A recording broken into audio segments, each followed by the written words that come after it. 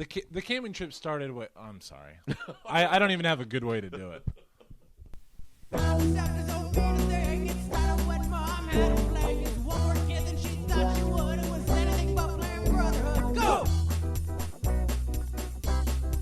Brotherhood! Nick are out of control. They will crash the airwaves with a microphone. So sit down tight and listen close. All the ladies now take off your clothes. Brotherhood! Brotherhood!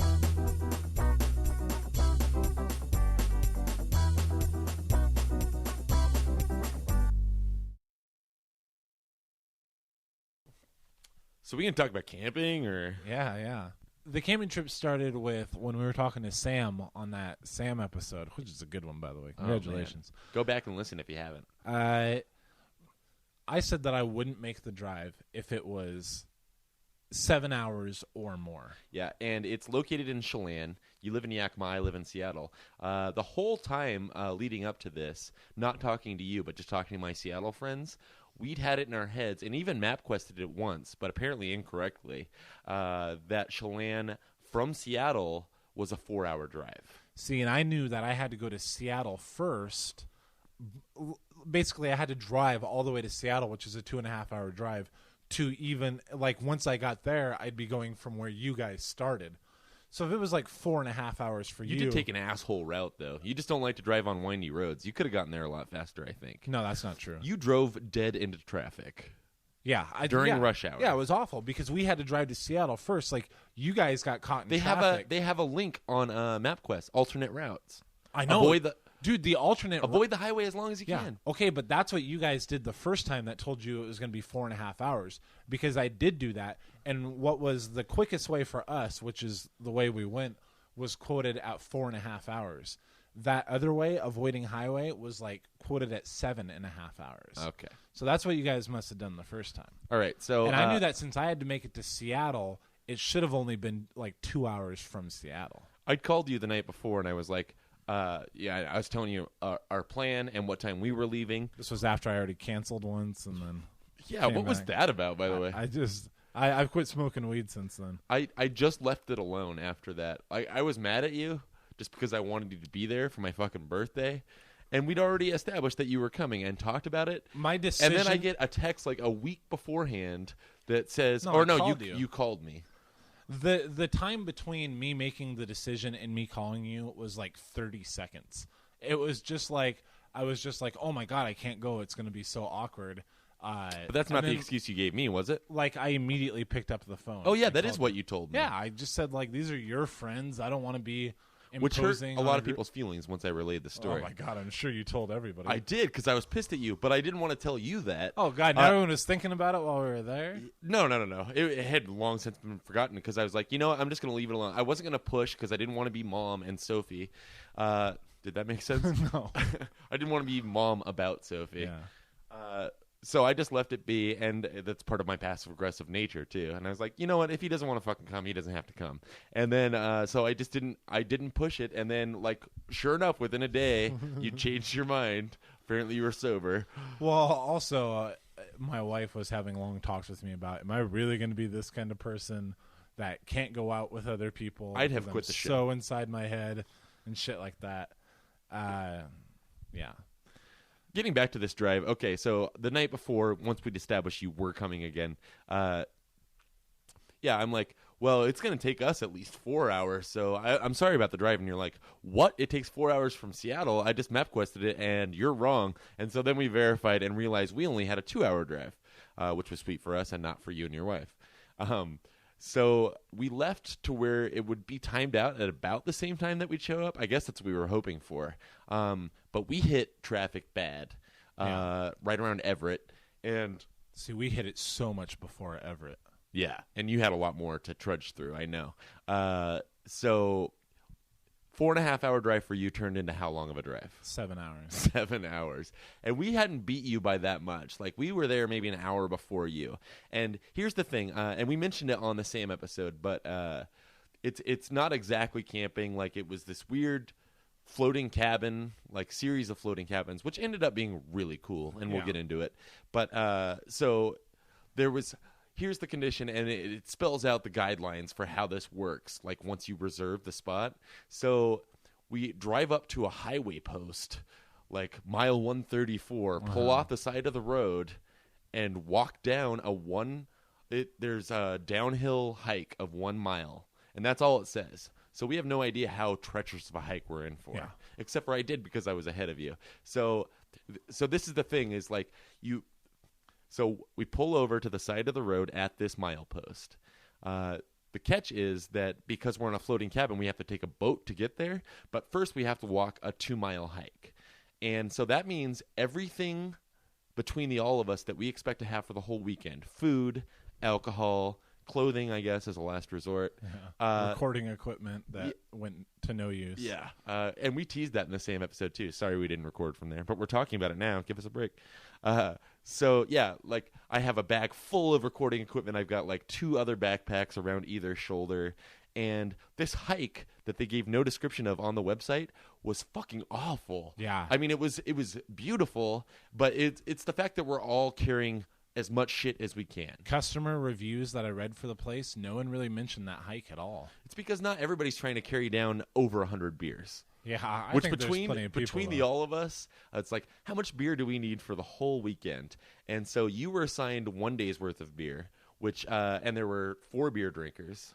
Yeah, although I was only told 3. Yeah, Andy was a curveball. But he brought his own beer. So. Yeah, Andy and Kelly were not to bring beer. We were expecting to have like 60-something, but then Andy and Kelly brought a 30-pack, like out of the middle of nowhere. And I brought 36. And we couldn't leave any in the car because we'd have to get a boat to get back to it.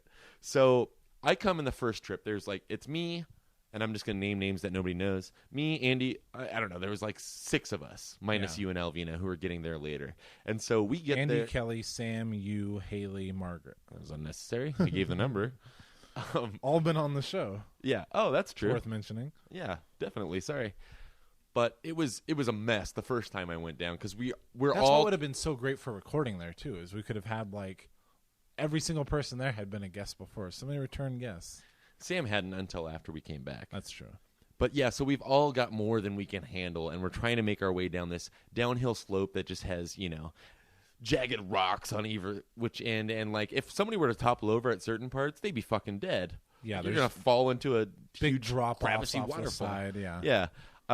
And so I was seeing this and just amazed the whole time going down. And Andy, God bless him, he had the 30-pack of beer and was just carrying it in a little cardboard, box. And we didn't get more than 3 minutes down the hill, and the whole thing came out from under him. He was carrying a lot of other stuff too. But then there's this right. Your hands are sweating on the cardboard, and we're shit. stopping constantly. All of us are panting. I should have taken off my sweatshirt, and I didn't. And so I just knew we were all going to be a sweaty mess once we eventually got there. So, yeah, Andy, like, beer's just exploding everywhere, and they're running down the hill. Like, some of it we just lost. And then, so he has this canvas bag, and we're just all trying to grab random beers because we know we need it once we get down there. And so we eventually make it down, and it is just miserable. Eventually we get to a smooth, gravelly path, and there's one sign down there that says, phone this way. Oh, because that's another thing. Once you get to a certain point, you find a utility pole with a phone on it and dial the secret number, and then they come across with their boat and pick you up. So we make our way down there, eventually get to the phone, but by this time I'm worried about you guys. Oh, because we should also mention, no phone reception. Yeah, we can't call each other. Plus, between me and Alvina, we're bringing a shitload of stuff.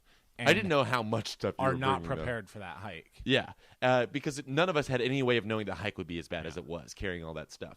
And in fact, I had called you, like, there's a warning on the highway once you get to a certain point that says you're going to lose phone reception soon. So I called you guys just to see how far along you were. And thank God I did, because you guys didn't know any of the instructions, right? Yeah, we as knew. Far as, like, the utility pole, knock twice. The MapQuest directions we had us turning off, like, 8 miles before where we did. I am your savior. Yeah, everything really in more worked ways out than that one, night, which, again... So, and as we're heading down the hill, Andy had already dropped the beer and then piled it into this canvas bag, but then also broke on the way down. And so he had this jug of water and just, like, left it on the side. He's like, fuck it, we got to keep going. So we get down, we find the phone, we call. I still haven't heard anything from you yet because I can't call and confirm now. But I'm worried after making this walk down. I was like, you know what? They're going to try and bring everything. They're not going to be prepared for it. I'm going to be the responsible one and head back up that trail. And Margaret, for one, was totally against the idea. The website said there was a hike. I was like, yeah, it didn't say it was fucking... Yeah, we would have started to carry all that stuff and then had to come back up just after realizing it was impossible. And that's what I was already afraid of because I knew you weren't that far behind, even though you'd been in the car for 7 hours at this point. I told you that we had expected to be there at 7:45, which still didn't happen. Almost, though. Yeah, and it was like nearing that time. So I decide, everybody else, you go ahead to the floating cabin. The boat was on its way, and so I just asked them, when the boat guy comes, can you please just let them know that there's one last party coming?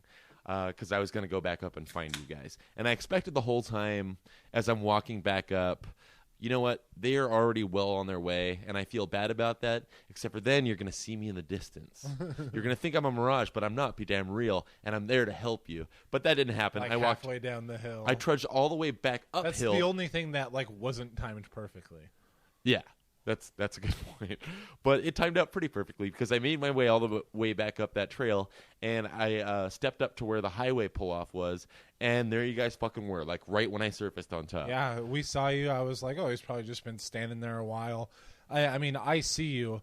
I can't see the look of terror in your face of everything you've just been through. Yeah. You can't know see the what sweat lies dripping ahead. from my head. You've got to do it all over again. Yeah. And Alvina might be acting like a bitch right now. I Who know, knows? That's up in the air. I was a little worried about it. But she was laughing the second she stepped out of the car. Yeah, she was I was great just the worried whole that, weekend. stuck in the car with your wife for 7 hours. Good God. It could have turned bad. I'm surprised you were as jovial as you were. It was a great drive. And, yeah, so we get out. Was that sarcasm or no? No, it really was. Okay, good. I think we still haven't had even the slightest argument since then. Excellent. It's a very relaxing time. Eventually. But yeah, see, it wasn't stressful at all for us. So you're at the car and you're like, oh yeah, I just got back up. This is a fucking hard trail and everything. And you pull out the hugest cooler ever out of your trunk. But to me, I'm still feeling good. I was like, oh, that's perfect. You're here now. How hard can it be? Yeah. It turned out to be really, really hard. Yeah. But like I say, let's describe what we all had to deal with. We had the huge cooler, which had it was full of ice, full of beer, full of food, and you put bricks in there for some reason. That was probably slowing us down. It was 36 beers. That was the 1 day count for what you thought was 3 people. Hot dogs and ketchup. Hebrew National. Hot dogs, Shout ketchup, out. and mustard. And then I had a backpack. Alvina had a duffel bag and her purse, which had a bunch of shit in it. And one random plastic grocery bag with a huge can of baked beans. That plus another grocery bag filled with chips and hot dog buns and stuff like that. A 12-pack of Mountain Dew and a 12-pack of Pepsi. And we would not have made it down. So like I say, there's no way you would It may have been stressful for me, but even the whole way down, all I could think was, it was a good thing Nick was here. We stopped so many times. Oh on the man, way down. I still have fucking blisters from that cooler walk down. And I tried to make a little makeshift glove for myself out of a piece of paper I had in my pocket. That didn't work well. I was literally at a point where I had to stop every 10 feet, and I felt so bad and kept apologizing. But really, it's better than having to go over the fucking cliff. Yeah. I had no problem with it. Like I say, and Alvina is all the way. She's way far ahead of us. Yeah, she's running ahead of us. She occasionally turns around to yell at us to make sure we haven't died. And you had told me that the boat lady was kind of a bitch about having to go out there. So I think there was only a certain time that the Well, it was getting dark, and they really made a big huff when we talked to them the first time about having to come out a second time. But we get to the bottom of the hill. Okay, finally. Then there's these two other. We stopped for a beer break before we do the gravel road thing. Yeah. And then 2 more people, a lady and her son, are right behind us. Great timing on their part too. Perfect timing. As the boat lady continued to tell us when she eventually got there, and it was funny because she was kind of nice and she was also kind of a bitch that whole time. It's only a 3-minute boat ride over to the cabin. But she's like, thank God you guys, we did not want to stay up until midnight. And she just kept making a point to say I didn't it over know and over when again. you guys were going to make it. Yeah, we're only supposed to run these boats till 7. That's all we have to do. Yeah, I get that. And I'm sorry that we're an hour late. But that lady and her son who passed us up were like the boat driver's lady's good friend and like her invited guest. So they were going out there anyway. Like it timed out good. It timed out. You're right. Almost everything timed out perfectly on this trip. And then they take us over, and after I made a delightful joke to break the ice. What was that joke? It really did, because it was a tense boat ride up until that point. Well, she was talking to that lady. The lady had when the lady showed up to the dock with her son, the other hikers on the trail, Alvina was up there, and when this lady was calling the boat, she's like, "Oh, well, my husband and his brother are coming. We'll probably just all ride together." And that lady tells Alvina, last time I saw them, they were on the side of the road drinking. But if they get here in time, which we did, so we're on the boat, and the boat driver's bitching us out while visiting with this lady, talking about how good the dinner is that they made that we interrupted. Like, oh, we've got all the dinner on the plate.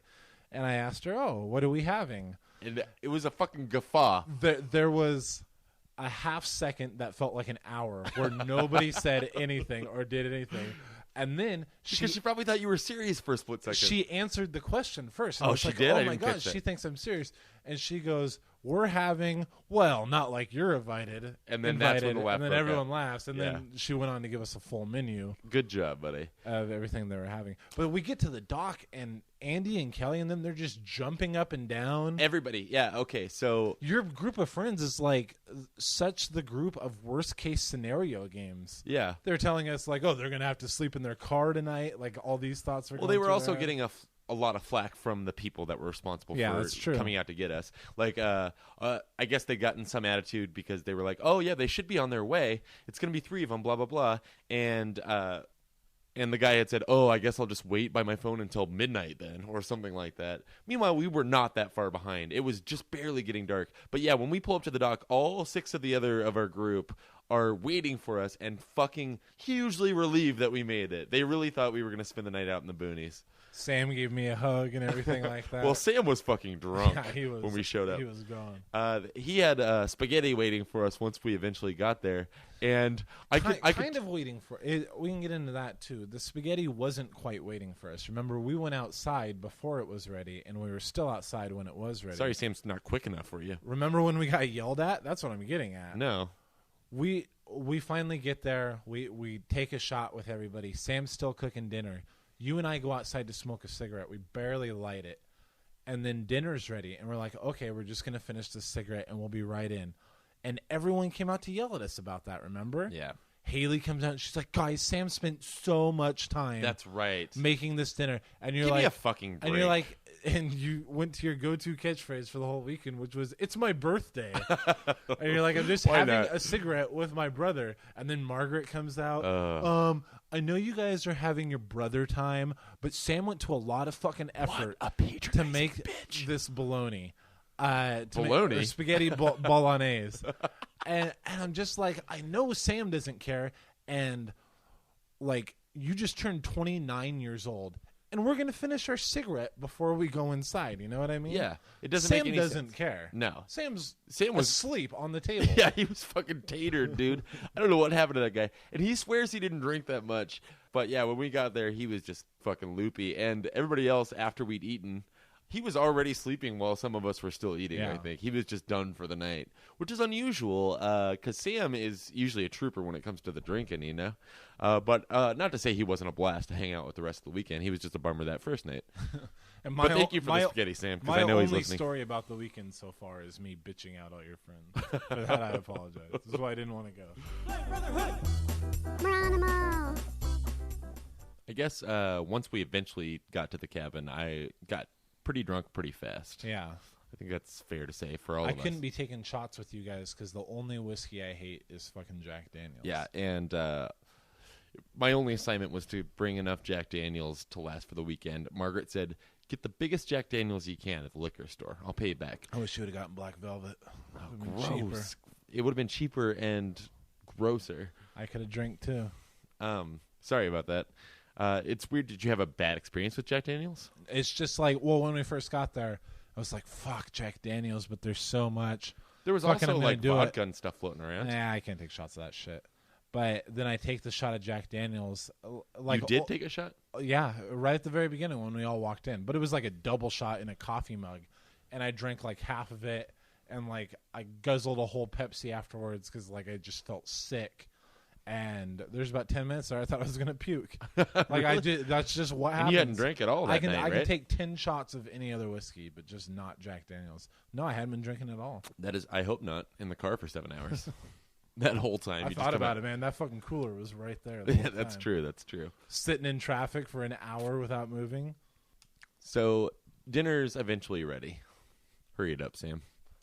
And I remember, like, there were already joints rolled. Like, somebody had taken the initiative, and there were, like, 3 joints rolled that were laid out on a piece of foil that I had to move away from me when I put my plate down. No, someone else moved it away because they knew that's where you were going to sit. I think Kelly pushed it forward, Yeah. like to the center of the It table. was moved, but only within the tabletop. I watched her move it, yeah. Yeah. And then once we were done eating, all of a sudden they were missing. Let's light a joint. Oh, where are they? Where are Yeah. they? And the cabin we were staying at was At this point, there's like 2.5 or like 2 3/4 left because we smoked one outside, or we tried to, but like we couldn't do it. So I think they just tore it open and I'm put it not in good a at bowl. smoking joints. And then we smoked half of another one that was burning good. So there was like 2.5 on this piece of foil. And it just fucking went missing. And this cabin's not huge. It was just gone. Gone. And like we're tearing apart it's a bunkhouse. So there are like All 10 of us beds. except for Haley, who's up on a top bunk laughing at us, saying, "This is so great. Yeah. I'm so glad this is happening." Of course, because she's never smoked pot. She's never smoked a cigarette. She's never. Well, she has kissed. I'm a guy. sure we all looked Fucking pretty whore. funny, running around, ducking under bunks, looking inside the crispers of the refrigerator cabinet, like just places where it's not. Yeah. You know what I mean? And it had to have gone somewhere. And so the logical conclusion is somebody accidentally threw it away thinking it was garbage. Obviously, it's in the trash. There's a bunch of garlic. Although, did bread anybody that was check on Haley's foil. bag at any time? No. She could still be laughing at us for this. Yeah. Um, You know so, what? yeah, we actually have a picture of Kelly and Andy digging through the garbage can I that have we'll a put up. theory about what happened. Should we wait till the end of it? No, this is the end of it. Go ahead. Well, Kelly and Andy dug through the trash. I was seriously standing in a corner in the side of the room, just surveying the room. Everyone's panicking, and I already looked there and getting mad at each other and shit like that. Mm-hmm.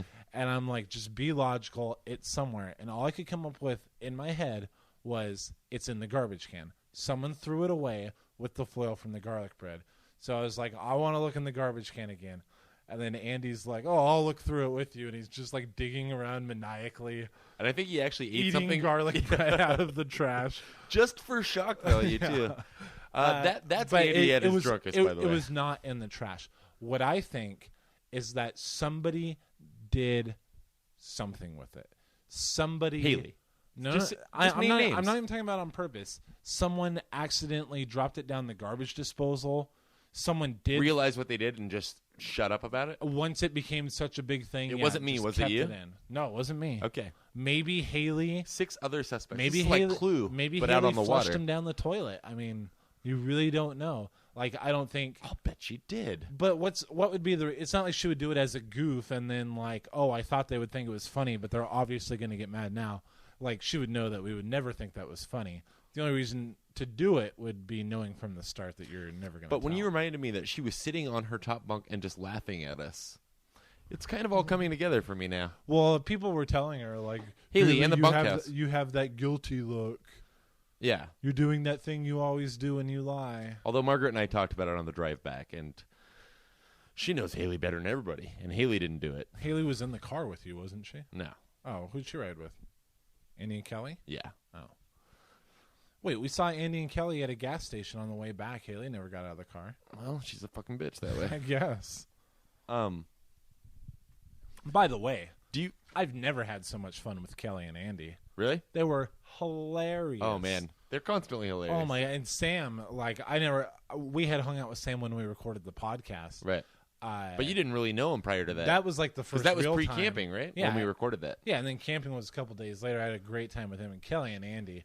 Oh my God, they were cracking my shit up the whole time. Yeah. So you hate Haley and Margaret, then. Even when they were fighting. No, I'm just saying Haley and Margaret were the huge. Kelly and Andy, I'd never seen the side of them. One more highlight of this spaghetti dinner. Do you remember? I guess I was already pretty drunk, although we'd just gotten there. But I remember these 2 girls just barged into our cabin. Everyone was hammered, and except for that, you took that one shot that I took half of. But I was thinking that I went to bed sober that night, and I was like, "How is Nick so drunk?" Like we all got here. Sam at was the drunker same than time. I was. No, I know, but I didn't. Oh, get and I took a shot before I went back up to the trail. Oh, well, there was that, but you had lots of time walked to work that off, out. yeah. Yeah, but I don't know, didn't- man. Sam was drunk when I got there. Like we started drinking at the same time. You might have been drinking more beers than me, but I don't think so. And you only took that one shot more than me. Yeah, I don't know. I'm a lightweight, okay? Hey, I'm not judging. But yeah, I remember being drunk, and the only I went to bed sober without television. It was awful. You had your wife under your arm. That's true. But when we were sitting there, we're all enjoying dinner, except for Sam, who I think was already passed out. Yeah. And these two girls who, they could have only come from so many places. We saw them outside before when we were smoking. But who takes the initiative and just barges into a cabin without knocking? Maybe they did knock, and we Door were all was being, open. like, drunk and uproarious. Door was open. But they come and, like, just peer around the corner and are scoping us out without saying anything. And I'm apparently drunk enough to where I can talk to girls, one of whom was moderately cute. And I Not was from like, what I remember. no? But I have lower standards than like you. we turned around and they were like, "Oh, sorry, we just wanted to see what you were like." I don't even remember them talking. I guess I was drunk. No, they said that. But the only reason I bring it up is because we were trying to get them to come over to the table. They were obviously apprehensive. And Andy... Well, okay. Before sorry. you go there, this is the funny thing about that was when they walked in, me and my wife walked in. shared a glance that was 100%, oh, God, how are we going to get rid of these guys? Everyone else is like, hey, what's going on? Come on in. You guys want a granola bar? And they go, sure, yeah. What? And I'm thinking, like, why are you inviting them in? And, Well, I just told you why. but everybody was. Like, it just seemed weird to me just because Everybody wanted me to get laid. I'm naturally an asshole is all it is. And so they come in to start getting a granola bar. Andy just picks one up and hooks it at him at like 90 miles an hour. And they freak out and they run away. Did they literally run? They turned around and like just were like, and walked out of the cabin. Everyone was like, Andy, Andy. Me and Alvina are like, thank God. When I jerked off to that girl that night, Oh my God, right there in the gross. cabin with everybody, I was imagining her going, which is what you just did. But then right after that, Haley she's got a bee in her bonnet. Yeah, I used it to be like, oh, I'm gonna go give it to them, and she runs it out to them, and she comes back in. Oh, this is literally what she says. Oh, it's cool. They're totally our BFFs now. Ugh. And then you get a bee in your bonnet to take Kelly as your wingman and try to lure them back into party. That's with right. us. And I never do those types of Yeah. things. I don't Even though know. there's like 7 guys and 3 girls staying in that cabin. I didn't know that until we got out there, which is why I came back in empty-handed, by the way. Oh, I was so glad for that. Play Brotherhood. I'm gonna go fondle my sweaters. Apparently I was the first to fall, but not the only to fall. You remember better than I do, because I didn't know the next day until everybody told me. But it wasn't obviously that bad. Didn't believe us for a couple hours later. Either. Until I put my shoes on for the first time, and one of them was all crusted over. But yeah, like because we would go out to smoke like on this little floating dock. the cabins are quote unquote floating, but except for the occasional like, oh, do you feel that? I think it's moving slightly. Like those are pretty well secure and not floating around. Right. The dock, on the other hand, was out in open water and tied like to the front of the cabin. Which I guess I didn't realize. Yeah, which is like how you would tie like a canoe up to a dock. You know what I mean? There's a little leeway on the rope. Right. And what was it? Like you'd asked me to put out a cigarette for you, and the ashtray was out on the dock, This was like the end of the night. Like I say, I was still pretty sober. and I was not. Haley was passed out at this point too. But not because she was. Oh yeah, I guess she was drunk probably. We had played a game of Encore, where the singing game, Yeah. where you were screaming to the top of your lungs like about everything, and Margaret was screaming at you about it, very upset with you because you were talking so loud. My voice carries. You kept saying it's my birthday, but we go You out. say it's my birthday. That was one of the songs I pulled out. We go outside to smoke, and I think it's starting to rain or something. I was standing like right inside the door of the cabin. You were a few feet away on this floating dock, and You put out your cigarette in the ashtray out there. You went out in the rain and did that. Then I handed you mine, and I asked you to put it out. And you kind of haphazardly, just kind of carelessly threw it into the ashtray, and the cherry fell off onto the dock. And Margaret was concerned about that because it was her credit card on file. Right. And so we're like, oh, you got to put that out. Go stub out that cherry. So you leave one foot, you leave your right foot on the more solid cabin part, and you lean across with your left foot, and you stomp out the cherry. The whole time you're doing this, I'm noticing there's a life preserver right to my left, and I will take that off. But I'm thinking if you lose your balance or you like drunkenly stumble forward into the open water. I wasn't thinking about the space between the dock and which is what ended up getting me. Cabin. And since your foot was out there, you were pulling it apart. And when you bring it back, your left foot slips and just goes right in between them. And like you just like half of you just disappears all of a sudden. Like half of me? Yeah. Was I panicking? Did I scream? No, not at all. You immediately on your way down. It's okay. I'm okay. I'm okay. Because it wasn't that big a deal. Your other foot was still on there. I felt like it was a big deal the next day when everybody reminded me and made it out to be such a big deal. Yeah, that you almost drowned. Yeah, Yeah. we'll get to that too. Because you fell down. So I run over. Like I say, I was watching. I didn't expect that to happen, but I was watching. So I ran over to like grab you if it was somehow possible that you were going to slip in. I'm too fat for that. And the opening is like 4 inches wide or something. Like your foot barely got through there. It hit the water underneath, but once it got to your thigh, it was all. You'd have to be Heidi Klum to make that, right? Huh? All right. No possible way you could have fallen through. So I was there, and then I just helped you up, and I'm all right, I'm all right. We all made fun of you for a long time. Which I don't remember any of. I went inside and told everyone who was still awake, Nick just fell in the water, kind of. Alvina didn't believe us until she saw your wet pants, then couldn't stop laughing. Fuck her.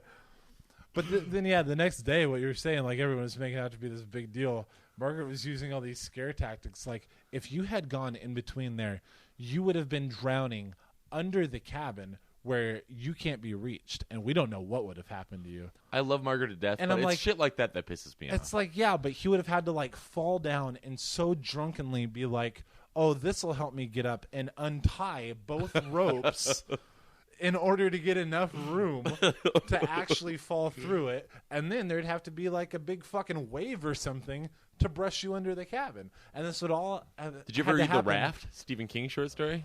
That's me. I'm being pulled right through the planks. No, I don't know. Yeah. No, that sounds fucking Stephen King-like. Yeah. Plus, I had my eye on the life preserver the whole time. You were never in danger. Thank you, PJ, for saving my life. Is that how that ends? Well, the other guy who fell in was... No, teaser. Okay. We're going in sequential order. That didn't that's happen right. yet. That's right. Play Brotherhood. It's your job to make sure kids don't drown. I guess it's worth acknowledging that in the time it took us to go to break, Michael Jackson was announced dead. Yeah. Right? That was not what I was expecting. Especially, I'd barely processed the Farrah blow. Yeah. Wow. Do you think it's any coincidence that this happened on the day that we were recording our 1-year anniversary show? Like, because really we were trying to think of an idea. What I'm getting at is we did this for you, the listener. What did we do? Kill Michael Jackson or take a break? You don't have to put it in so many words. People can read between the lines. I hear his kids were with him when he died.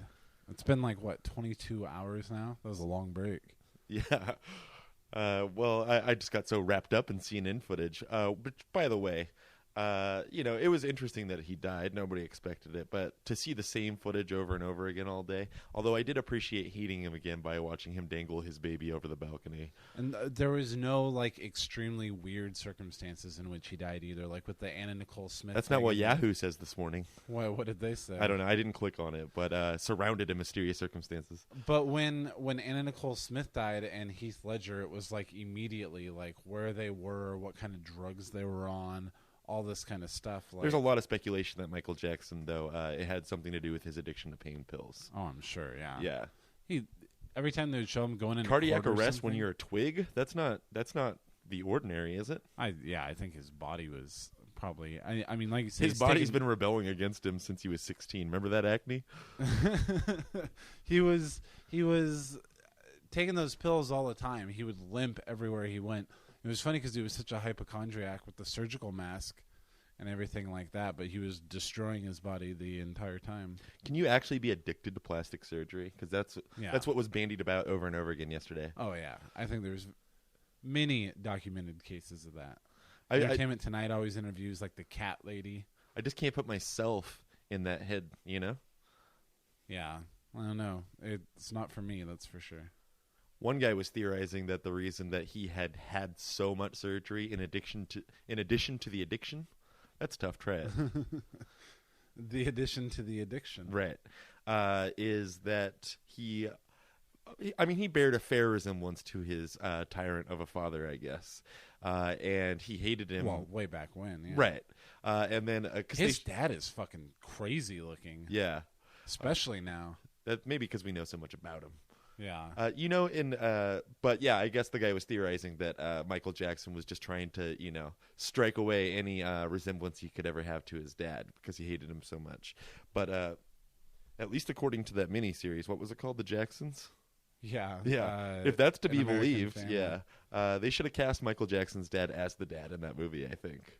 Why is that? I don't know. Then we'd really have an idea of what he was like. Yeah, well, according to that movie, he was a tyrant. He was a whipper. Yeah. And in all the footage I watched, like I watched hours and hours of it yesterday just because there's nothing else to watch. And I could find no mention of him growing up as Jehovah's Witness, Michael Jackson. You'd think they'd at least mention it in passing on his Yeah. Dateline retrospective, but they didn't. I think supposedly his mom still is. Yeah, I'm sure she has a lot to say on the matter. But remember was it called The Jacksons? I think it was called, like, Jackson 5 An American Family or something like that. And that was back in probably the early 90s. Yeah. I remember us watching it, and they did touch on them being Jehovah's Witnesses, but they got it all wrong, remember? Yeah, it was just like someone invited Tito or somebody to our birthday, and he's like, "We're not allowed to do birthday. We're a Jehovah's Witness. We can't." I was going to say we can't go to carnivals or anything like that, but I think that was actually that movie. A Perfect World. Yeah. Cotton Candy's Against the Religion. But also in the Jackson movie, they were in a Kingdom Hall, and there was like crosses on the wall and stuff like that, Yeah. which is not what you see in a Kingdom Hall. No, not at all. And I think they refer to it as church a whole bunch, which we never did. Yeah. So, yeah, they got that all wrong. And I'm glad he's dead. We can talk more about camping now. I did feel like an idiot at work, I just want to say, because like it was like an hour before I went to work. And I was like, oh, everyone's at work. Probably no one's heard this. I'm going to go in and I'm going to drop the big bombshell. I know. I sent a text to a couple different friends, too. Like, have you heard? I wanted to be the one to break Yeah. it, you know? And then like I walk in there. I did get to break the Heath Ledger news to a lot of friends. Really? That was exciting, yeah. I remember getting a text from you that day. Was that Keith the first Ledger you'd died. heard? No, I was just talking to Alvina on the phone about it. Oh, okay. But yeah, I went to work yesterday and I'd be like, hey, did you guys hear? And they're like, yeah, about Michael Jackson. I'm like, yeah, it's crazy. Huh? No, you should have. Like all of a sudden I have nothing to say on it. No, you should have gone with Farrah Fawcett. Have Farrah some Fawcett respect. died. Although my manager was very upset that Farrah Fawcett died. Oh, man, I was too after I watched her retrospective last And then, of night. course, everybody at work, you just hear like, good, at least can't fuck any more kids. Referring to Michael Jackson? Yeah. Yeah, Farrah Fawcett did not have that reputation. Ed McMahon, though.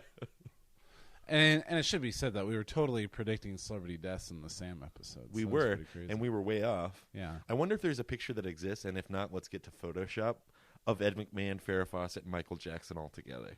Wow. I doubt it. Seems unlikely, huh? Yeah, I don't see how that would have happened. What do you mean? They could have... I guess Michael Jackson isn't much of a Tonight Show regular, No, or yeah. ever was. Oh, I don't think so. When's the last time he was ever on any sort of show like that?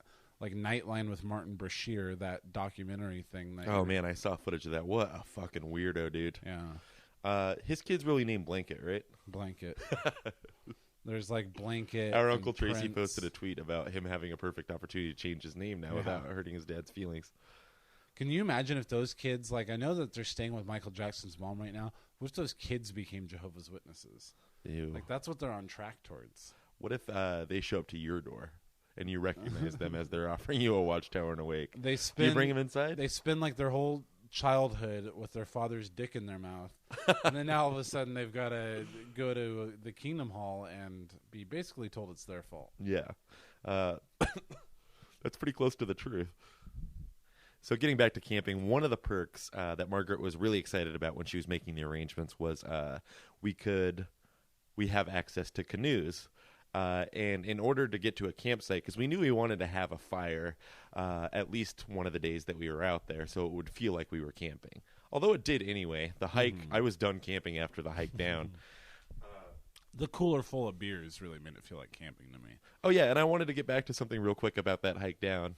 That water jug that Andy left, we picked back up. I should say you did, because we almost were going to ditch it. We had already taken off our shirts. Yeah, we walked by it. Alvina already walked by it, and then you were like, there it is. No way we can carry that.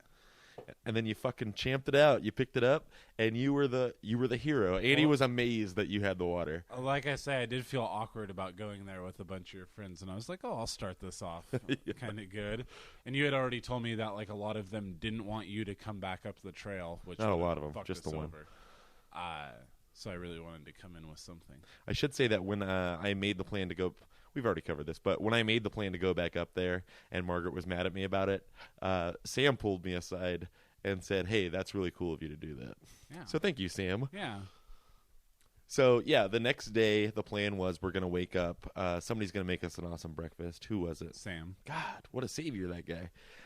And then, yeah, so our bellies are full of undercooked pancakes. Just kidding. And so we had 3 canoes. We had 8 people total. people. How did that break up? You, me, and Haley in one canoe. And Dupree. My wife, Sam, and Margaret in another canoe, and then Andy and Kelly in a canoe together. Right. And so we were off to a brilliant start. I had never canoed before, but I opted for the bitch seat, and I think I did use the excuse, it's my birthday. I don't want to paddle. So you and Meaning you sat in the middle. And I had no oar responsibility. Right. Yeah. And you guys were fucking champs. In fact, we were making fun of Margaret and Sam. Is that who was in the other one? Yeah. And your wife? Alvina in the bitch seat. Yeah. Because they instantly got caught in a corner. Like we hadn't even barely left the cabin, and they were like circling. And I just imagined them being the sorry kids at bumper cars, and the guy has to come out and help them. But eventually they turned themselves around, and we made it. And it was a fucking smooth trip, I will say, on the way over. I was sitting in the middle, and when we were riding with the current and everything like that. Right. It was really easy. Mm-hmm. And so we found our way to the campsite, and I was bone dry when we got off. I was so excited about it. So great job, you and Haley. Thank you. It was really easy to get in the back and just figure out how to turn it and stuff like that. You think really so? easy. Real easy? Yeah. All right. In fact, you asked me, you were like, have you ever canoed before? And I didn't want to sound like an asshole. I was like, no, it's just like kind of common sense. Like, you would think so. You just figure it out. Yeah. So then we get out there, and there's a fire pit, and we just great view too. We went to an island because people were scared about canoeing, like much closer than the one we were going to go to. Right. But it was still fine. And then so you, Sam, and I decided that we were going to be in charge of starting the fire. You had already branched off almost immediately, pun intended. Yeah. And you were grabbing kindling and stuff.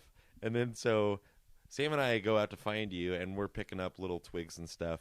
But we find this huge fucking log, Sam and I, and decide let's take that down there and just burn it a little bit at a time. I thought it was a great idea. Also, if we'd had the axe, that wouldn't even be an issue.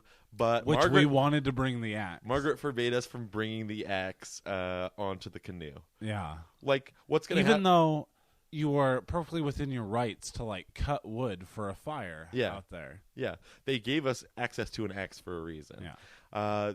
I guess she was worried about it falling off of the canoe. Or was she worried that somebody would pick it up and start playing with it on the canoe? I don't know what she was thinking. No, she just didn't want to I was going to use it as an oar. She did not want us to be out there cutting wood. Oh, I see. I don't know if she thought we were going to cut down like some huge tree with that. I mean, it was a hatchet. Right.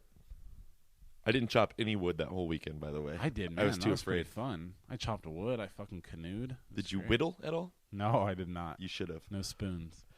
So we bring this huge log back down, and then Margaret scolds us, and we realize that's not going to work. But what I thought was funny was they had like all these makeshift benches that were just like logs that did the job, you know, that were already set up around there. And the first time the fire started dying, Sam got up from his bench that he was sitting on and just fucking threw it in the fire. Yeah. And it was so funny. But then because we already had the log down there, we just made a new seat out of that, which I imagine is how it goes. Yeah. It's a circle.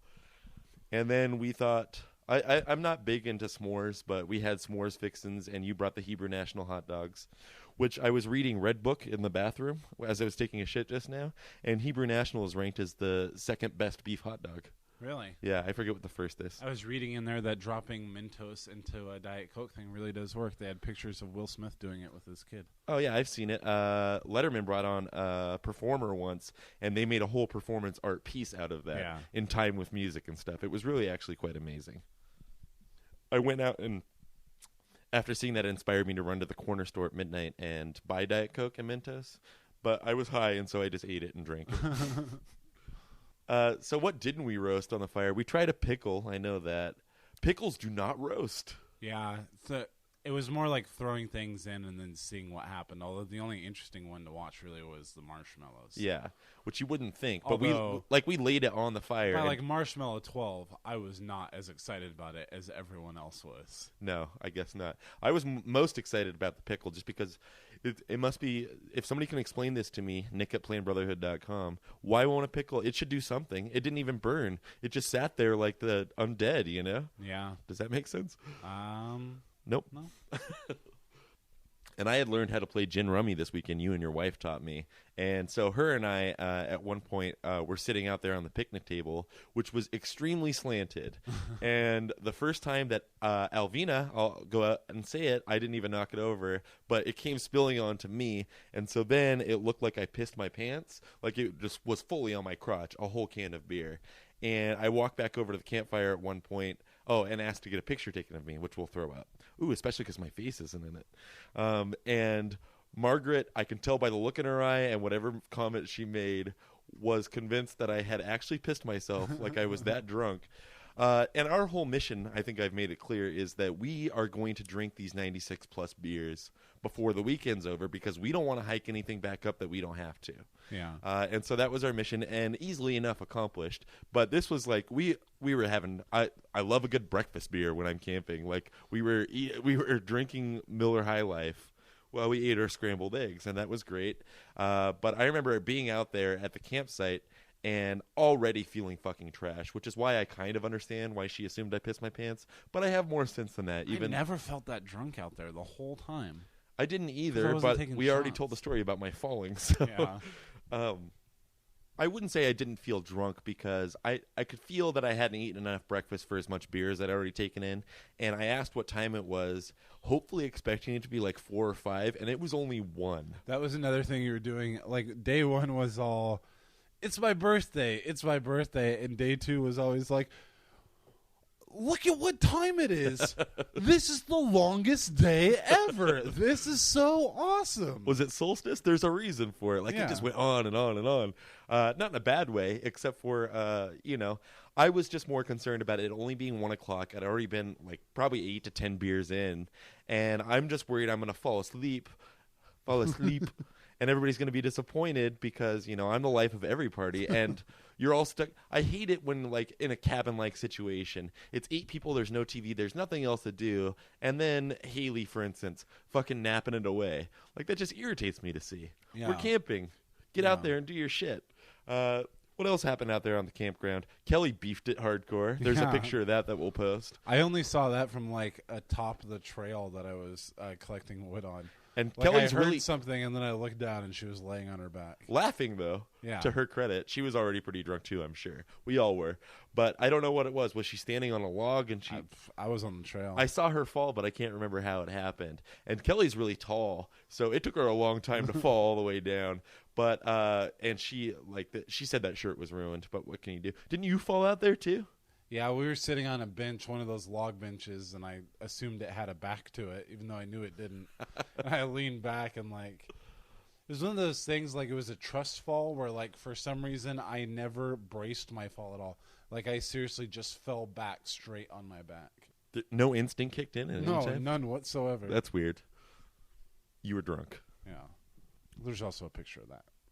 Of you being drunk? Yeah, there are plenty. Of me with my ass off the bench. Oh, really? I know, because they said, stay there for a minute and a half while they pulled out their cameras. This is going to be a fascinating photo album this week.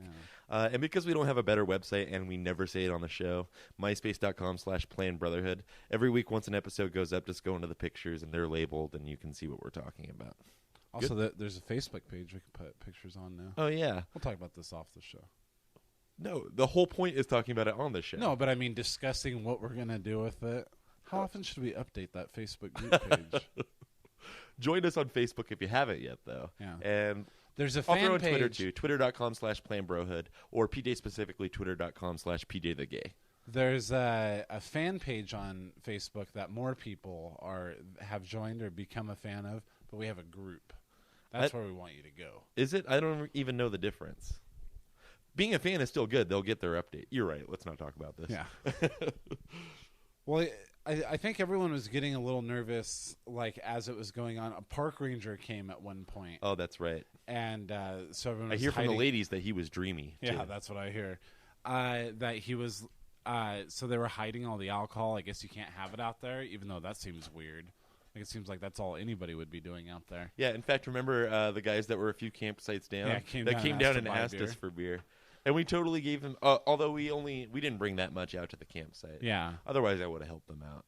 Yeah, there was like 2 beers left at this point. But he told us that, like, the wind was starting to pick up, and it was pretty windy right there. Lots of kind of big, not waves, but I don't know. It was splashy. And we were going to be going against the current this time. Although we didn't go to that one campground that was like 2 miles out. This one was like a half a mile out. Right. So, and I know Margaret especially was concerned, of course, because we had all been drinking. Like, we took some shots out there, too, on the Margaret campsite. was the one who didn't want to go back. Everyone else was like getting scared and, I think we should go back because the wind is so big and stuff like that. And she was the one that wanted to stay out there. Oh, yeah, but wasn't she just encouraging us to wait it out? Oh, I don't know. But I do know that we were out of beer at this point, almost out of liquor. Like, there was just nothing more to do out there. Yeah, we got to get back to the cabin Yeah. where the fun is. And then, I assumed I'd get bitch seat on the way back, too. But that did not end up happening. Haley bailed and wanted to sit in the middle. And all of a sudden, I was responsible for the front end of the canoe. Mm-hmm. I'm going to let you take over because apparently you have a lot to say about my performance.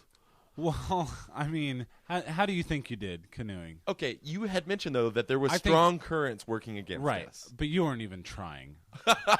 You checked out so fast, and I was like telling you to paddle, and like you were skimming the surface of the water with the paddle. You weren't like digging the paddle in And at douching all. Haley with water in the process. Yeah, and like, and then- I was just so tired almost immediately. I know a lot of that was the beer. A lot of it's I'm out of shape in general. obviously I was exhausted, but like we're going towards the rocks, like on the side. Like if we get pushed all the way up to the side like that, and we're just like surrounded by these big rocks, we are not getting out of there. Someone's going to have to ask them to get a speedboat out. And since we can't call anyone, The bumper cars guy. First, they're gonna wait like an hour to see if we can get out of there. Like, and we're going towards it. And the thing is, like, when I wanted you to, when we needed to turn right, like I told you, if you think we need to turn right, because you were paddling off the right side of the boat in the front, and I said, drag the oar in the water, and I'll paddle, and with just me paddling on the left side, we'll go right. We were going right the entire time. Like, you were not paddling at all. You weren't braking. But like, since you weren't paddling, we were just going. I wouldn't right say to I the wasn't right. paddling at all. You were I started to lose it more in the second half of the trip. when we got there was like that. How did we break. get back if I didn't paddle at all? There was like much calmer waters, but then we went through that big log kind of entryway, and then like that's when it was really choppy, and that's when we were getting pushed to the right big time. But you have to admit that like it was to a point where like I would have to paddle a few times on the left side, and we'd be so turned right. Then I'd have to paddle on the See, other I didn't side see any of that. I was just to facing straighten frontward. out. And then I asked you and Haley to switch. I was like, "Oh, you're tired." Well, you were saying like, "I'm sorry, I can't do this. I'm so tired." Okay. I realized that We were still far away. I too. know, and everyone else was there. was up on the dock already. We could see them, but just barely. They were specks. Margaret told Alvina, Hold on. If we're gonna get to when we eventually get there, I just want to say, this is while we were out there. I think what fucked me most was I thought when my arms were throbbing and basically about to be pulled out of their sockets that I could take a break for like 3 seconds. But every time I did that, it just steered us further out of control. Yeah, it was strong water. But how am I expected perpetual motion for the amount of time that we were out there? I did it. All right, but you're stronger than me. No, I I don't. know that's the point I of don't this think story. that's necessarily true. Anyway, your wife made fun of me. Go ahead. No, I guess Margaret was like, I feel bad, and this is the only time I'm going to say it, but look at Nick out there. He's not even doing anything.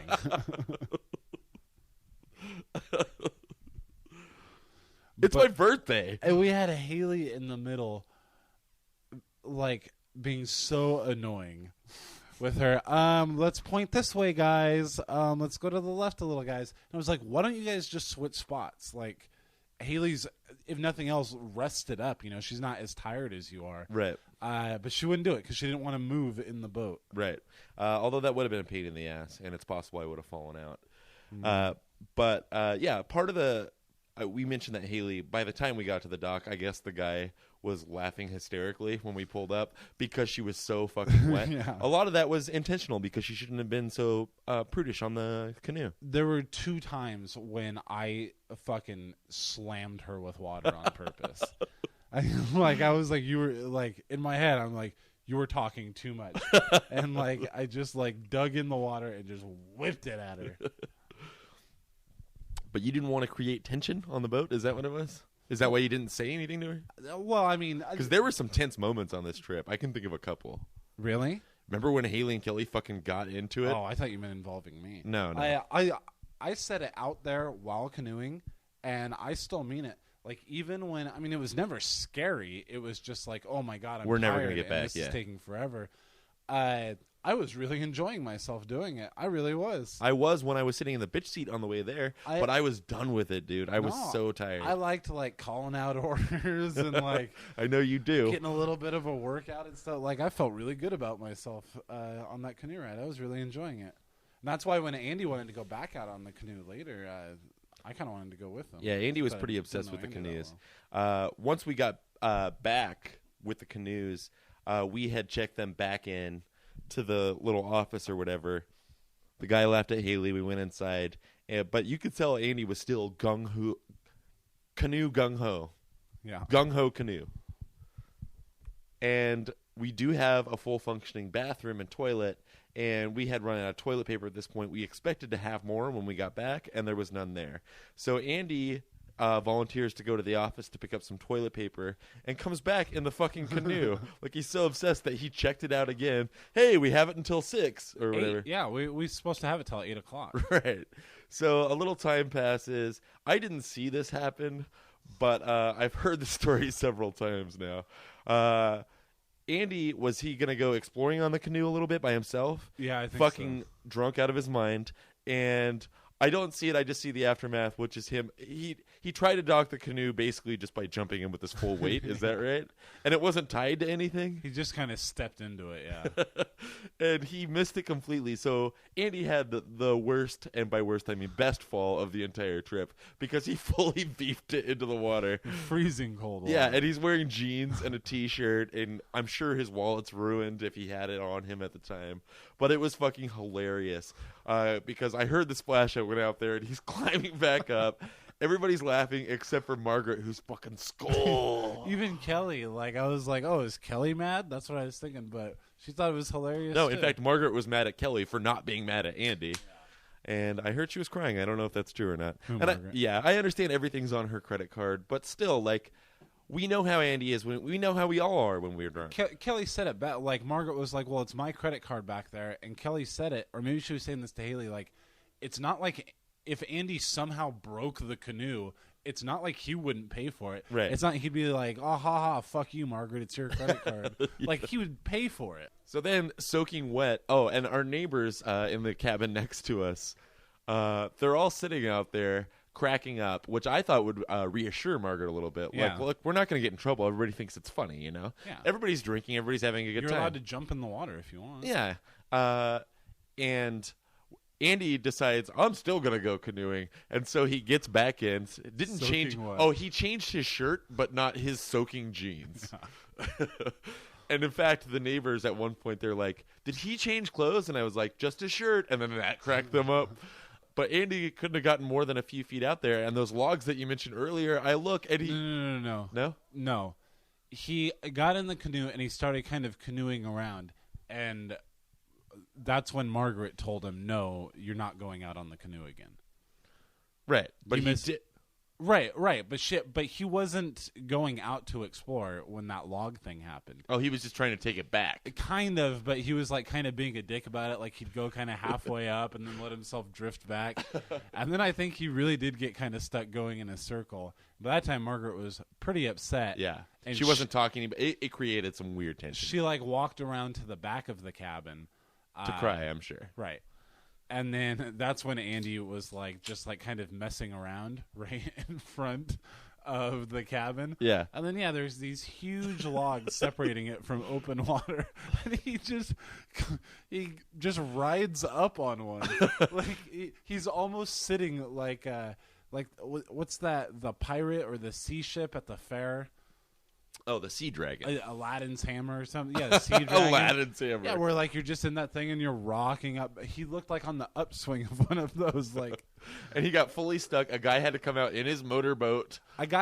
He unstuck himself. The guy went and the employee was cracking up that happened. I know, and I just wish. Why doesn't Margaret recognize that? Yeah. Nobody cares. Yeah, nobody cared. The guy's laughing that it happened, and he gets in his motorboat to go out there and save Andy. But by this time, Andy had gotten himself loose, but accidentally got swept out into open water and was going towards those rocks. And he was alone in the canoe. And then that's when the guy ended up having to chase him pretty far out there by the time he caught up with him. Yeah, I saw that. Boat back. So that was it for the canoes, I guess. Yeah, he brought it back. It was hilarious. Brotherhood. Uh-oh, trouble. The other really tense moment was when we were playing Encore the second night. The first night... Did we explain what Encore is? I don't think so. It's just basically this board game that seems like less fun than it would be. But for an example, like... Oh, and we were playing Boys Against Girls the whole weekend, which I fucking loved. No, the first day we did that. The second day we did our canoe groups. Oh, that's right. So it was me, you, and Haley on a team. Oh, okay. For a little while. Then it was just me and you. Right. But basically the concept of the game, you pull out a card and it'll give you like state, like a U.S. state. And then you just have to come up with 6 words, consecutive words from a song with a state in it. California, California, something like that. And it's a fun game to play when you're drunk. But apparently my volume gets a little out of control. Well, the first night you were screaming. Like I think it was like the loudest you can scream at certain times. And it's not like I'm saying I get it very because excited it bothered me. It didn't bother. It didn't bother almost anyone. You know what I mean? Was it this? It's Sergeant Pepper's Lonely Hearts Club. No, it was. I think we won with that one. It wasn't even singing. It was like if something would happen, you'd go like, "Oh yeah." I should have pulled the mic away. Yeah, we just busted everybody's eardrums. But at least now they have an idea of what an obnoxious camper I am. How unexpected it would happen. Yeah, but something broke out. Like I don't know what it was. Kelly On day two, everyone was kind of arguing over the rules. Like a lot of people want to veto the other person's songs. And everybody claims not to be competitive when it comes to board games in our friend group. But we they all really are. I were. acknowledge that I am, too. Yeah. I just get annoyed when people either aren't concentrating, which I didn't mind this trip, but or just aren't playing by the rules. That's what a lot of it was. Like if someone was like obviously making up words to fill it out, and then an argument would break out there. But Haley's saying the whole time, like, this is why I don't like to play games, because everyone gets like this.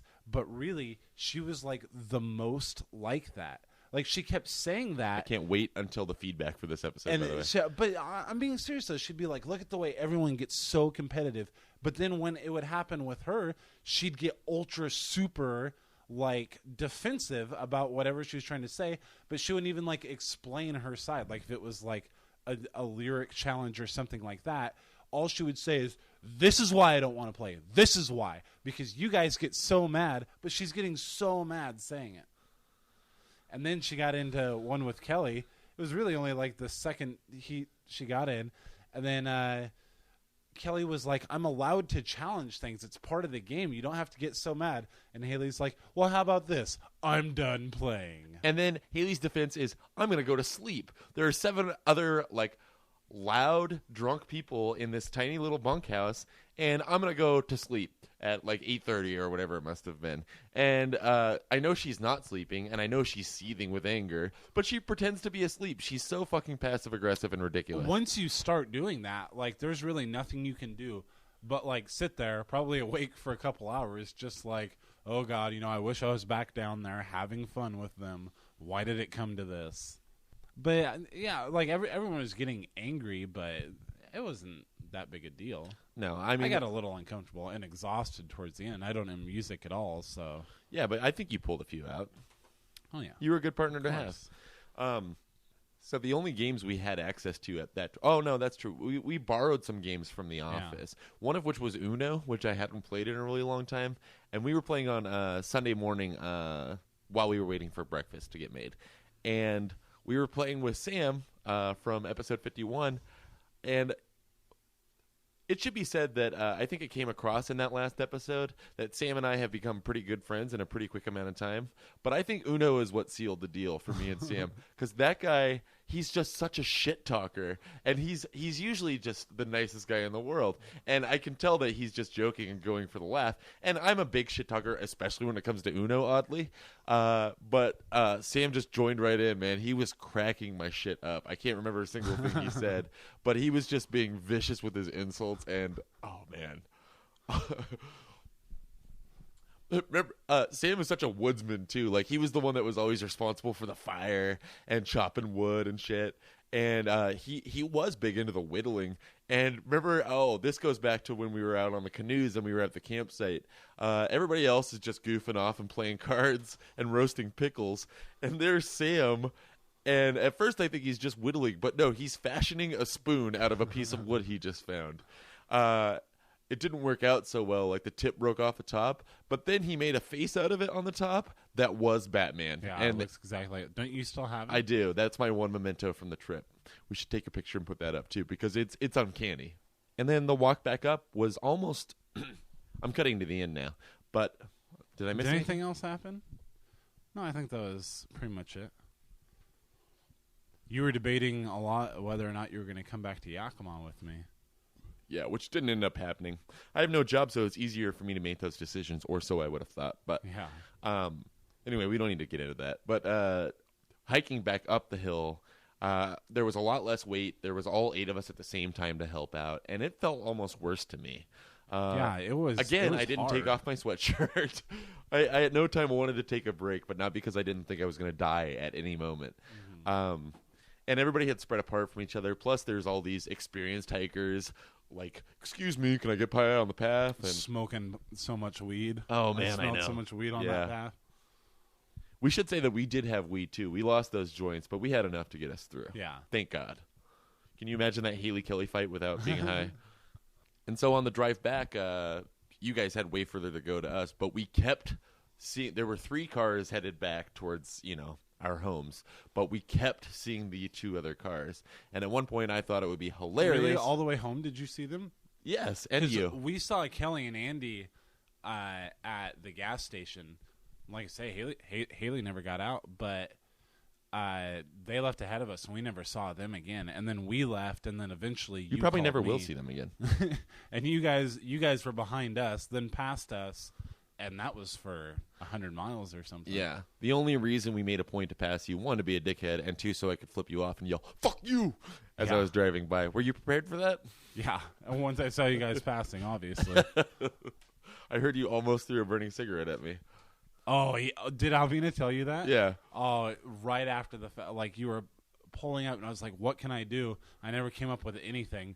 But I was like, God, it would have been so funny if I would have flicked this cigarette right in there. First of all, we're going pretty fast. But you guys are like passing us on the left. You're right there. You're a couple I could have feet slapped away. you in the face, really. I just aimed to the right, and it wasn't enough for me to flip you off, which you were expecting. I had to roll down the window and basically hang out of the car.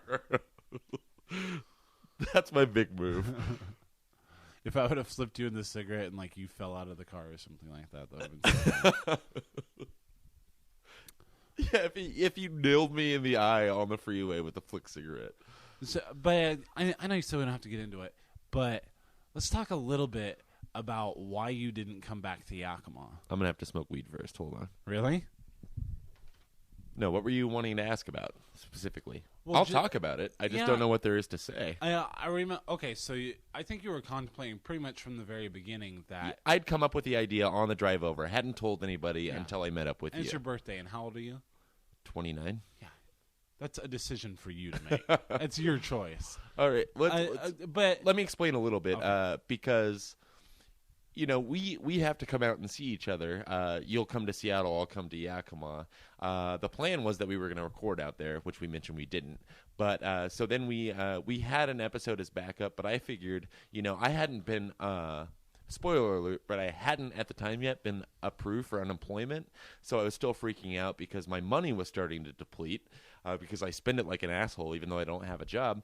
And I thought it made sense because, what am I going to do anyway? I can still search for jobs. It's not like you don't have internet. So I decided, hey, maybe I'll just ride back to Yakima with you guys. And that way I only have to pay for a one-way bus trip on the way back rather than paying twice the amount. And, I was so hard up for cash that seemed like the only rational idea. And you, of course, were for it because you love me.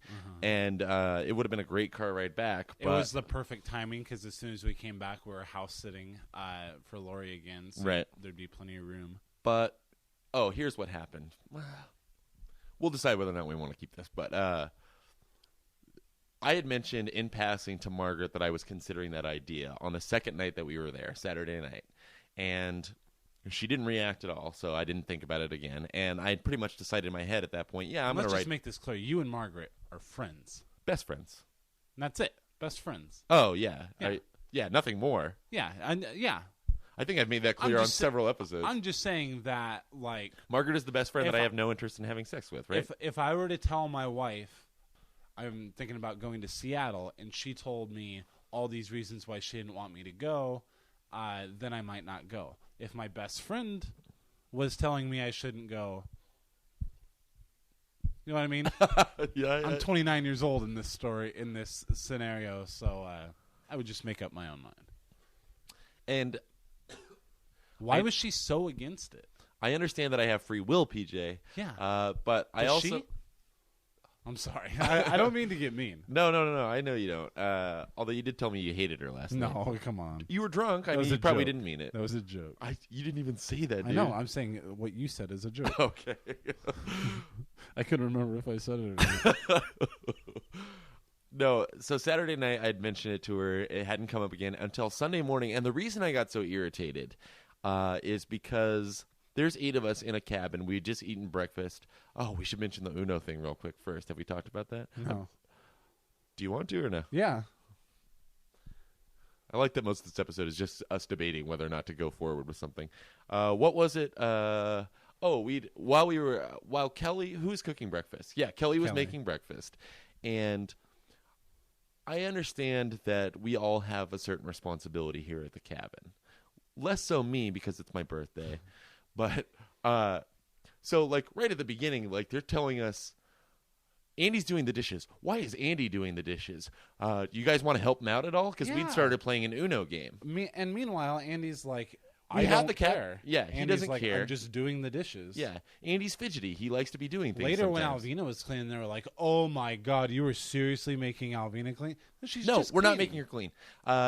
We had the cabin for another 4 hours before we had the checkout. It was first thing in the morning. Yeah, why does everything like have to be like rules and like if it gets cleaned, like does it really matter who's doing the cleaning? Like, why do you want to make that big of a statement? Okay, you know what I mean? It's getting done. I understand where they're coming from, though, in the sense that, hey, let's do this. We made breakfast, blah, blah. I understand that. We don't have to do it right this second. Yeah. We've got plenty of time to do that. And then they make us feel bad because somebody else took the initiative. We're in the middle of an Uno game. Yeah. And so it was just me and you and Sam playing at first, like on the opposite end of the kitchen table they have in there. And what was it that Margaret had said? Well, we were sitting there, the 3 of us, and we said, let's start playing Uno. It wasn't like an exclusive club, but then all of a sudden... The Uno Club, though. It's like, God, it would really be not rude of you if you invited other people to play the game. Why say that in front of everybody, first of all? Because the idea is, And I believe if that someone wants to sit down and play, they're going to sit down and play. Yeah. Like, it's not like... Who of those 8 people are we going to say, no, you can't play? If they said, hey, can I get in on the next hand? I realize that even when you smoke a cigarette, it's kind of like Everybody hey, else was in... I'm does sorry. anyone want to smoke a cigarette or anything like that? But not everything has to be like, let's all talk about this as a group and decide who's going to do what. Yeah. Like, we started an Uno game knowing that people would sit in if they want to sit in. And everybody else was doing their own thing and Yeah. having their own conversation when we started. It was just the 3 of us. We would have thought to ask if they were sitting right there, Yeah. I think, even still. But it doesn't matter. It's fucking Uno. I know I'm getting agitated now. But the fact that that needs to be said, like, it just feels like I'm being put down for no reason sometimes. Yeah.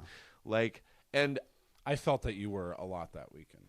and Being put in your place and, like, your flaws being pointed out to you in front of a large group of people. And I know that's not how certain people see it when they start to dig into me.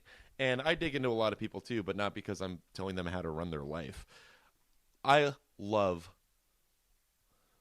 Maybe we should just bleep names. That doesn't make any sense amongst our own friend group. One person's going to hear this, and then I seriously won't have any friends anymore. Sam will still be my How buddy, have I we bet. been mean to anybody? I get heated when I start talking about it, but not because I really care that much. But this last day after the Uno thing had happened, which I forgot about again, you're just reminding me of things that pissed me off.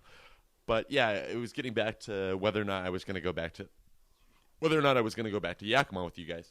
And everybody's still in the cabin, kind of packing up their stuff. Margaret tempts me to the top bunk. That sounded bad. Yeah. What I mean by that is she's sitting on the top bunk, and She give you a come hither look? no, you make it sound so sexual and gross.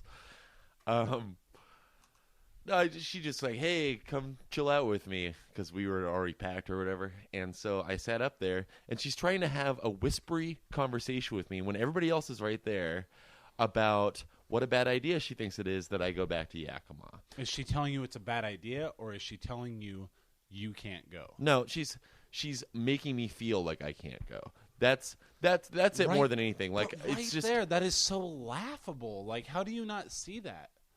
I'll tell you why. Is because Margaret has done a ton for me in the 3 years that we were friends. Not things I want to get into because I don't want to embarrass myself, but she's gotten me out of a lot of jams. Right, yeah. I owe her in more ways than one. And so I appreciate that, and I think, I don't think that she uses that against me or lords that over me. Yeah, it's not like she brings it up to you all the time. She's like, just one of those friends where, like, she'll make me feel...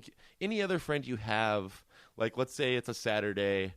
No, let's say it's a Thursday. This is a better example. Middle of the fucking week. And, hey, what are you doing today? Oh, I don't really have much of a plan, or I was just thinking about kicking back at home and watching some Netflix.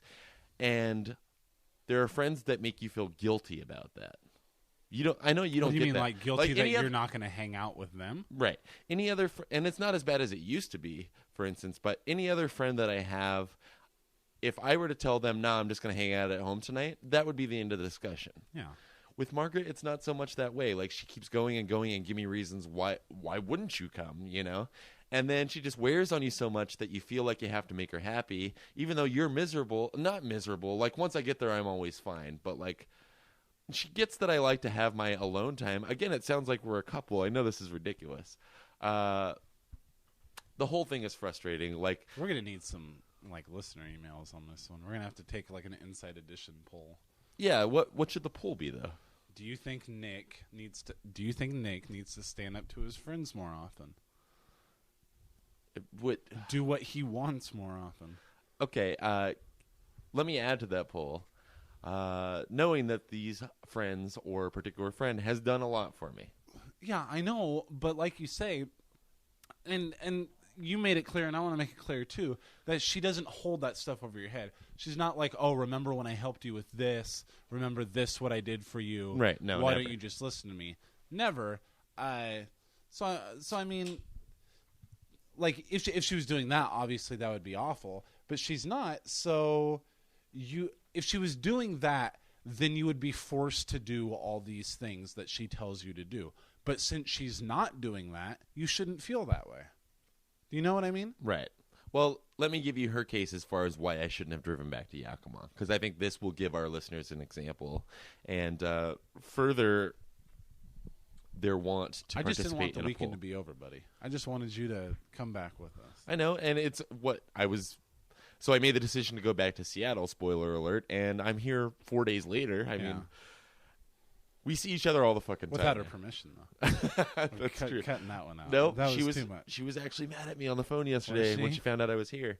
But her reasoning is the reason that I should, never that I have to, the reason I should go back to Seattle rather than go with you to Yakima is because I'm unemployed and it's ridiculous that I'm not using this time to look for a job. But she knows that like we need to record a podcast and that you're going to That's not as important to her or me in the long. I don't want to be homeless as a result of not getting a job. But she knows that you are going to be going to Yakima again and probably before you get a job. And this way you're saving bus fare. Which was my defense to her because You don't need a defense to her. I just want to keep making that clear. Well, the listeners will tell us whether or not. Okay. But I'd been pulled aside outside at a certain point and just making me feel bad. Not making me feel bad. I felt bad because she was pointing out to me that, she had arranged this whole trip. I didn't pay for a thing on that trip, which is one of the many things she's done for me. And I appreciate it, and I had a great time. And I felt like shit because she had implied that I was just being a dick to her the whole weekend. Like I just seemed mad at her. Did you see any of that? No, when she confronts me on the top bunk bed when there's 7 other people surrounding us and trying to get me in some big discussion, I tend to shut down. Yeah. I just don't want to talk about it, and that frustrates her to no end more than anything else, probably. Yeah, that's kind of weird, though. But no, I didn't see you being a How dick to do you her. mean weird? I don't know. Like, I don't know. I'm not saying it is or isn't. I just I don't even want to elaborate on it. To me, like it's just weird. Like that's all there is to say about it. But could she tell that like I was getting a little irritated towards the end there? Yeah, in like fact, when she was telling you to not go, like that was angering me. I know that it was, and I know that you were making it blatantly obvious. Just kidding. Did she notice it though? She did notice. Well, she did. Here's what she said. It also sounds though that she like reads into like looks. She does, and we what all she do. thinks You know, people's moods are. Yeah. especially when we're stuck out there for 2 days by ourselves. Yeah. But when she pulled me aside and wasn't crying, she did say something about, and I know that you're going to decide to go anyway, and I know that if you don't, your brother's going to hate me for it. That's basically what she said. Oh, it just amazes me that like what you do like seems to affect her so much. Like what decision you make that really has nothing to do with her. Whether or not you come to Yakima, like why does it mean so much to her? She's And really, motherly. she doesn't have that good of an argument for why you shouldn't go because it boils down to you're saving Whether money. she has a good argument or not, she always is the one to wear me down. Yeah, that's weird. I guess it's weird now that we've started talking about it out loud. I do love Margaret. I mean, don't get me wrong on that. And that was like the only thing that slightly irritated me was I was just like, he wants to come. It makes sense that he comes. And it was just weird to me that you were even like having those conversations. You know what I mean? It's up to you. We constantly have those conversations. Yeah, but like it seems like not even being a dick way where like she thinks you're being mean and maybe she's saying that even more so that you won't be like, look, I'm going. That because then she'll be like, see, I told you you're being mean to me. But you could have even said it like in a very nice way. Like I can't don't just say like, look, Margaret, I do appreciate everything you've done for me this weekend. I'm sorry if it seems like I was being a dick to you. That's the sense of humor we all get when we're drinking. I'm sorry that it's affecting you more this weekend than usual because it's the way I act all the time.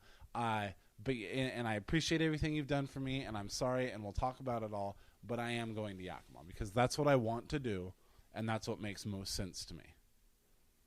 You're right, but I don't do that. I mean, I said at least half of the things that you just said, but not the parts that I left it a mystery the whole way back up the fucking hike. She didn't know whether or not I was going to go back with her. And by that time, like, I really just felt like I don't know. Even though it's making me mad, I'm afraid of making her even more mad, you know? Yeah. And that's the problem. And like I was such a dick on the ride back too. The first half hour, like once I had established, yes, I'm going back with you. I was sitting in the front seat and just not talking at all. Literally had my arms crossed for like 15 of those minutes. I realized, and I was like, "Oh, that's unnecessary." But then Sam made a good joke or something, and we put on a CD that I knew the words to, and it was fine. And once I got back to Seattle, I mean, whether I should or shouldn't have come, it doesn't even matter to me now. I'm here now, and we're doing this. And it's given us great material. Yeah. And not everything has to be such a big life decision either. Like, if you're going to come to Yakima for a couple days, like, you know what I mean? Like even now, like, talking about why it does make sense and the saving the money, really, like, it's not something to worry about. You know what I mean? Like, in the long run, it's just a trip. And I have to remind myself that when I'm like, oh my God, I got to get on the Greyhound and go to Seattle, and I'm going to be gone for like a day and a half. And then, like, I just got to be like, you know, people, like, travel all the time. They're away from their families for weeks at a time. Would you say we're traveling for our work? No, not for our work, obviously. But, you know what I mean? Like, it's just not a big deal. Traveling, like, every time I get on the Greyhound, I'm like, oh my God, I hate the Greyhound experience and the drive, and what if the bus crashes, and all this kind of awful shit that goes through my head. I look at the same bus driver every time, and I'm like, this guy does this every day, and I'm off the bus in 3 hours. He's big probably fat black driving guy? it for 12. That guy, the guy named Van. I love the guy, big fat black. the guy that makes the black Doobie guy. Brothers jokes, like, all those drivers. And they drive all the way to, like, Stanfield, Oregon, and all the way up to, like, Vancouver every day. Yeah, but they're getting paid for that very thing. Yeah, I know. But at the same time, like, we're not getting paid for this, but it's something that we've decided we have a responsibility to our listeners to put out every week. So we're not getting paid. It's kind of like work. We've never missed a week. Right. Yeah, exactly. And you know, and that's what those buses. So I'm like, I can ride in a bus once a month for 3 hours if this guy can sit there and drive the same bus just like all day, every day. It's a really positive way of thinking about that. And then like you know, I'll be back in a couple of days. You know, Margaret. It's got to be. Margaret was going out of town the next day anyway, wasn't she? Yeah, she was. And then So weird. It is. Is it harder for you? It must be harder for you to settle with the idea of coming to Seattle as often as you do, only because you have a daughter, right? Yeah. Like, that's what I feel bad about. Like, she's not even 2 yet, and then you're leaving like every other week. For like a day and a half at a time, though. We should stress again, he's doing this for you, the listener. That's right. Like Brotherhood, Nick are out of control. They would crash the airwaves with a microphone. So sit down tight and listen close. All the ladies now take off your clothes. Like Brotherhood. Like Brotherhood.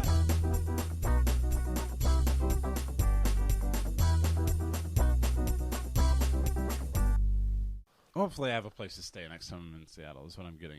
Margaret's not that mad at me.